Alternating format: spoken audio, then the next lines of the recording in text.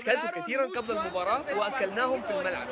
هذا ما قاله صابيري مباشرة بعد فوزه بكأس العالم تحت 20 سنة مع المغرب، مشيرا إلى أن الأرجنتينيين كانوا يغنون لهم قبل اللقاء ويقولون إنه سيكون لقاء سهلا، وأنهم تحدثوا كثيرا قبل المباراة بينما هم بصمتهم في الملعب أزالوهم من الخريطة. بعبارة أخرى قال بالضبط: أكلناهم في أرض الملعب، وهذا هو الوقت الذي يكون فيه الأمر أكثر أهمية. ما رأيكم في هذا الموقف أنتم؟ لأنه من الواضح أن الأرجنتينيين كانوا واثقين جدا. صحيح أنهم كانوا يلعبون بشكل جيد جدا، لكنهم أيضا كانوا يسخرون وينتقدون ويتحدثون كثيرا قبل المباراة، بينما ركز المغرب وقال: أيها السادة، هذه الكأس لن يأخذها أحد منا، إلى درجة أنهم كانوا واثقين جدا لدرجة أن المشجعين قاموا بالرحلة خصيصا من المغرب من أجل هذه المباراة لتحويل ملعب سانتياغو إلى فرع حقيقي للمغرب. فاز المغرب على الأرجنتين، وكما قال اللاعب المغربي: تحدثوا قبل المباراة ونحن أكلناهم داخل أرض الملعب. سأقرأ تعليقاتكم. ما لا يخبو هو الأمل في شباب الأرجنتين للأسف الذين لم يستطيعوا تحقيق ذلك. دعونا نأخذ الأمر بسعادة جزئيا لأن وصلنا إلى النهائي، وهذا ليس بالأمر القليل. إذا نظرنا إلى التاريخ صحيح أننا خسرنا نهائيا، وهذا مؤلم ويجرح وعندما ندرك الأمر يؤلم.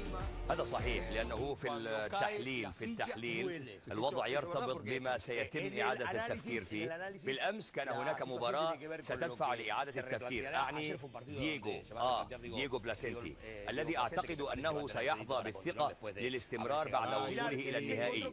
لقد واجه فريقا حسنا في اللقطة السابقة، لهذا بالنسبة لي كانت ركلة جزاء وكان يجب طرد الحارس، لذا حصل الحارس الأرجنتيني على هدية بالبقاء في الملعب وحصل على هدف. الفريق عزز تقدمه بالهجمات المرتدة، مع ذلك أدار المغرب الكرة جيدة وعرف كيف يضرب في اللحظات الحاسمة. ميزة لم يستغلها الفريق الأرجنتيني في هذه الفرصة التي سنراها من ماتيو سيلفيتي، يدخل في الشوط الثاني المحرك، وكان الهدف الثاني مقابل 1 يعيدك إلى المباراة، وبعدها كان بإمكانك أن تسيطر عليها أو كنت على وشك أن تمدد السلسلة إلى 2 مقابل 2، وهو ما كان يمكن أن يحسم الموقف بركلات الترجيح. حسنا، المغرب بتاريخه المهم، نتذكر أنه في فئة الكبار وصل لنصف نهائي كأس العالم الماضية بقطر، واحتل المركز الرابع بعد خسارته أمام كرواتيا. يجب أن نأخذ هذا بالاعتبار، رغم أنه منتخب تحت 20 إلا أنه الجيل القادم للمنتخب الأول المغربي، وهذا الفريق المغربي. أود أن أهنئكم جميعا، أود أن أهنئكم جميعا، وخاصة ابني. اليوم قال لي اليوم قال لي إنه إذا شاء الله سيمنحني أفضل هدية في يوم الأم. أريد أن أقول له إنه منحني إياها بالفعل. لقد بذل كل ما لديه، أنا أعلم ذلك وأنا فخورة جدا به. لا أحتاج إلى كأس حتى أكون فخورة بابني. أنا أعلم كم كان صعبا عليه أن يصل إلى هنا، وأنا فخورة جدا به. لا أستطيع أن أصدق ذلك. خسرنا النهائي وضد المغرب. يا للغضب حقا. لقد هزمونا. هذا غير معقول. يا إلهي، لن أتجاوز هذا أبدا. لا أطيق حتى سماع اسمه. صبير، أكرهه من كل قلبي. هذا الرجل سرق منا الكأس بدم بارد. الطريقة التي احتفل بها بعد الهدف الثاني يا لها من استفزاز. كان ينظر إلينا وكأنه يقول: أنتم خاسرون. المغرب بطل العالم الجديد تحت 20 سنة. عشت اللحظة على شاشة EA سبورتس وحان وقت جرد الحساب اليماني. مونديال مليء بالمشاعر الطيبة والإيجابية للمنتخب الأرجنتيني. المنتخب التابع للكونميبول وصل لأبعد نقطة. هذا النهائي الثامن الذي يخوضه المنتخب الأرجنتيني في 18 مشاركة، والذي خرج في رأيي باستثناء مركز الوصيف. وبالطبع الجميع يريد الفوز بالنهائي، لكنه خرج بمشاعر إيجابية. بالضبط، ولا يوجد أي لاعب سيعود خطوة إلى الوراء بعد هذا. الجميع سينمو في أنديتهم وفي طريقة لعبهم وفي كل ما رأناه طوال البطولة وطوال المونديال، ولكن مع خصوصية واحدة: اليوم خسروا بشكل مشرف وعرفوا كيف يخسرون، وهذا أيضا يجب الإشادة به تماما. حسنا، التهاني للمغرب، منتخب لديه مشروع وعمل كبير وفرق جيدة بالفئات السنية والفريق الأول، وسيكون حاضرا بالمونديال القادم، واليوم يتوج لأول مرة ببطولة عالمية. برؤوس مرفوعة للمنتخب الأرجنتيني، سيعود لاعبوه للعمل الثالث من نوفمبر بكأس العالم تحت 17 سنة ورؤوسهم مرفوعة. لماذا؟ نقول ظاهرة المغرب لأن الملك محمد السادس أعطى أهمية كبيرة لكرة القدم، ونجح في إقامة شراكة مع الاتحاد المغربي لكرة القدم لإنشاء مجمع رياضي يعد من الطراز العالمي الأول. 5 فنادق من فئة 5 نجوم و8 ملاعب مطابقة لمواصفات الفيفا، وقاعة دراسة للاعبين، وقاعة طبية وعيادة، وأضف إلى ذلك عيادة أسنان. يتم إعداد لاعبي المغرب سواء للعب في الدوري المحلي أو للذهاب إلى الخارج. لذلك انتبهوا إلى المغرب الذي أعطى بالفعل إشارة في قطر 2022 على مستوى الكبار. إنه أول بلد أفريقي يصل إلى نصف النهائي، وهذا ليس بالأمر البسيط في مسيرته. في دور 16 أقصى إسبانيا، وفي ربع النهائي أقصى البرتغال بقيادة كريستيانو رونالدو. والآن على مستوى تحت 20 سنة يصلون إلى النهائي لأول مرة في التاريخ. الأرجنتين أم المغرب؟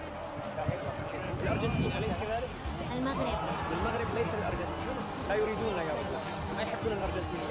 المغرب لا يريدون الأرجنتينيين يا رجل، لا يوجد شيء. تخيلوا الأرجنتينيين لكن يقولون مستمع لأنهم فازوا قبل وبعدها يخسرون هنا في أرضهم. نعم سيدي. لا، أمريكا الجنوبية. حسنا، يضيعون الأرجنتين. أين تقع الأرجنتين؟ أين هم الذين كانوا سيفوزون؟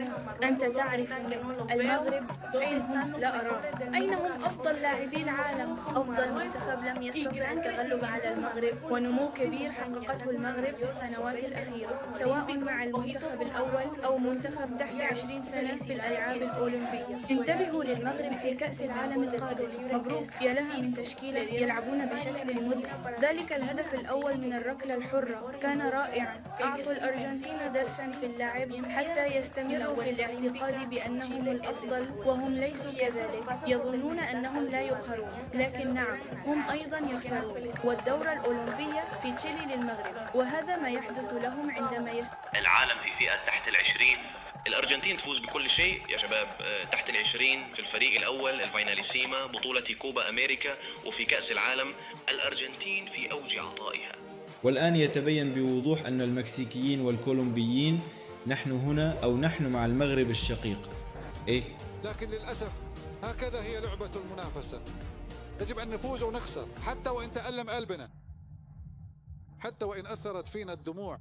ارفعوا معنوياتكم يا شباب. سابيري وماما كانا لاعبين جيدين اليوم وطوال البطولة. من الجيد أن الأرجنتين خسرت، بالحقيقة أقولها هذا أمر جيد. يسعدني أن هذين اللاعبين وكل فريق المغرب أثبتوا أنهم المستقبل، دون كلام، دون تصوير فيديوهات ودون سخرية. ببساطة ركز هذان اللاعبان على لعب كرة القدم فقط. كل الاحترام لهذين اللاعبين.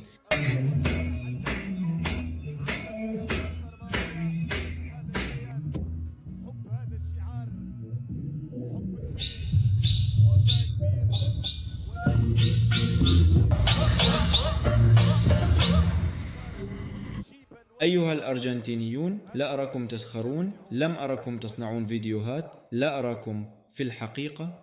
وبالمثل كما قال الكثيرون أنهم اختفوا، أنتم أيضا اختفيتم اليوم. لم يرى لكم أثر في أي مكان. مبروك للمغرب، ومن الجيد أن كرة القدم انتصرت اليوم.